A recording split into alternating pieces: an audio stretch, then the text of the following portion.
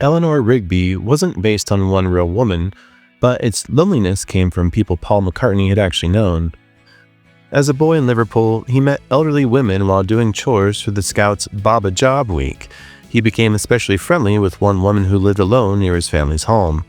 McCartney would buy her groceries, then sit in her kitchen listening to her stories. He was fascinated by her homemade crystal radio, a relic of an earlier generation. Years later, these women blended together in his imagination as Eleanor, someone surrounded by other people's lives but largely unseen within her own. McCartney deliberately wrote the song to make listeners feel sympathy for people like her. The song began far less gracefully. While taking piano lessons arranged through Jane Asher's mother, McCartney played an early version for his teacher with nonsense sounds standing in for the unfinished words.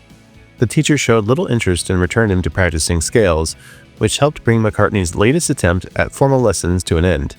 His lonely woman was briefly called Daisy Hawkins, but the name did not feel believable enough. Eleanor probably came from actress Eleanor Braun, who had appeared with the Beatles in Help. McCartney found Rigby while wandering through Bristol as he waited for Jane Asher to finish work at the Old Vic. A shop sign carrying the name caught his eye, and he later developed the song in the music room beneath the Asher family home at 57 Wimpole Street in London. And the priest presented another problem. McCartney originally called him Father McCartney because the name fit the melody, but he couldn't stop thinking of his own father. John liked the original name, but Paul replaced it by searching through a telephone directory until he reached McKenzie. The strangest coincidence came years later when attention was drawn to a real Eleanor Rigby's headstone in the churchyard of St. Peter's in Woolton. This was the same church where McCartney met Lennon in July of 1957, and the two teenagers had spent time walking through its grounds.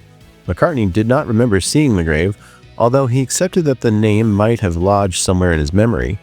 There's no evidence that the woman buried there supplied the song's story. The character remained a fictional mixture of memory and imagination. And actually, the recording was just as unusual as the song's story. There are no guitars, no bass, and no drums carrying it.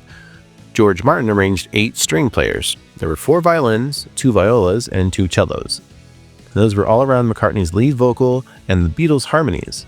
McCartney wanted sharp, repeated chord attacks rather than the soft orchestral backing commonly placed behind pop singers. Martin drew partly from Bernard Herrmann's tense string music for Alfred Hitchcock's Psycho, giving the arrangement its nervous, cutting motion. Their engineer Geoff Emerick pushed the microphones extremely close to the instruments to make every bowstring sound immediate. The musicians disliked having the microphones so near and reportedly kept easing their chairs backward, forcing the studio crew to move them close again. Released in 1966 on Revolver and simultaneously as a single, Eleanor Rigby barely resembled the music that had first made the Beatles famous.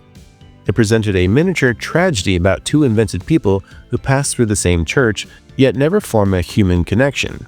It also helped move the group deeper into music design for the recording studio rather than the concert stage. Beneath all the strange coincidences, horror film strings, discarded names, and telephone book searches, the song's power came from something very simple.